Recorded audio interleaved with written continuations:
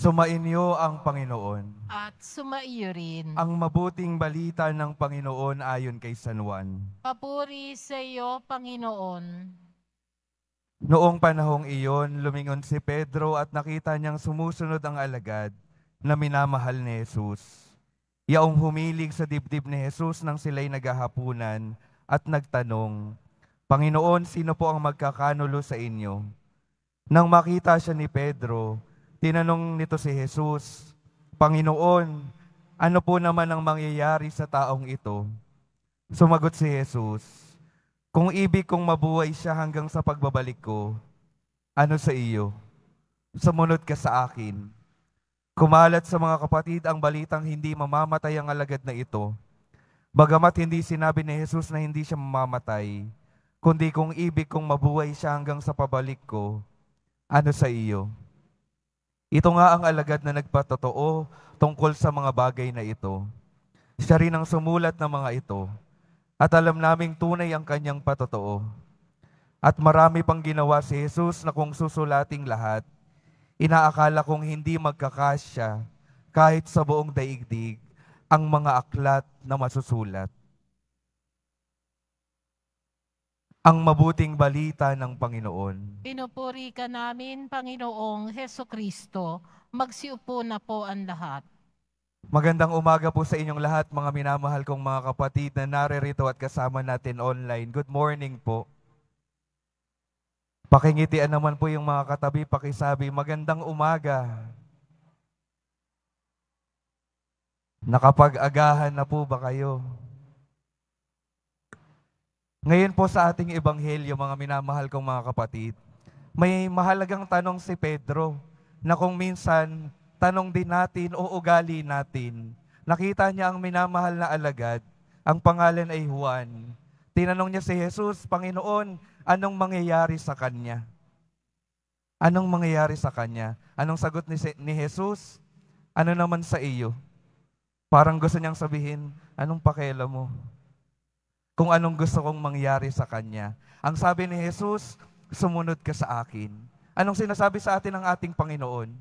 Sa ating pagsunod sa Kanya, lahat tayo po, mga anak ng Diyos, lahat tayo mga binyagan, may kanya-kanyang tungkulin bilang mga alagad niya.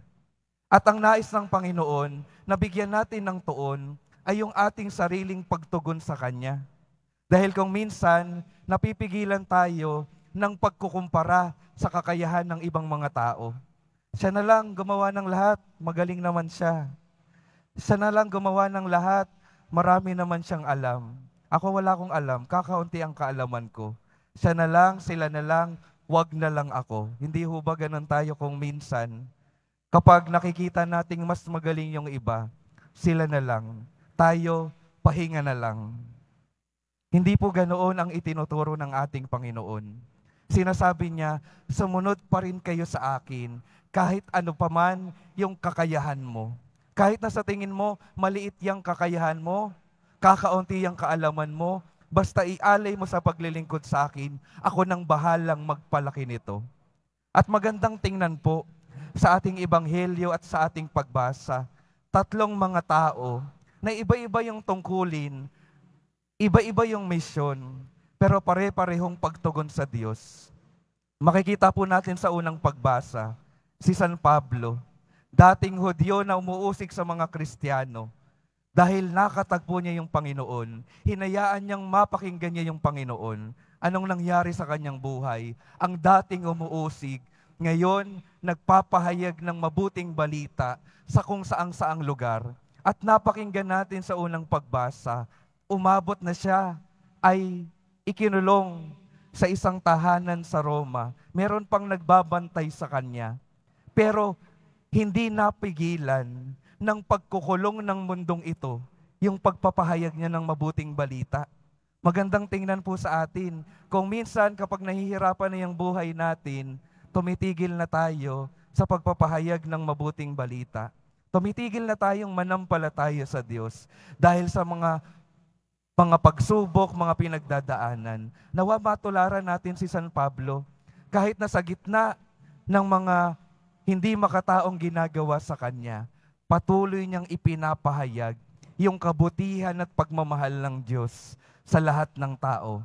Hindi napigilan ng ibang tao at hindi napigilan ng kulungan ang kanyang misyon. Si San Pedro, ang misyong ipinagkaloob sa kanya, pangalagaan ang ating simbahan, pamunuan ang simbahang ipinagkatiwala sa kanya ng ating Panginoong Hesus Nazareno.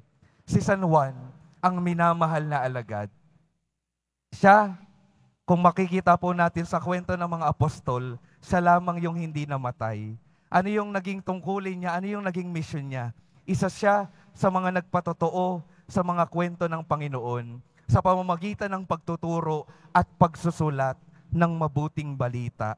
Kung titingnan po natin, may nagsulat ng mabuting balita, may nangaral ng mabuting balita, may nangalaga sa mga taong dapat bigyan ng mabuting balita.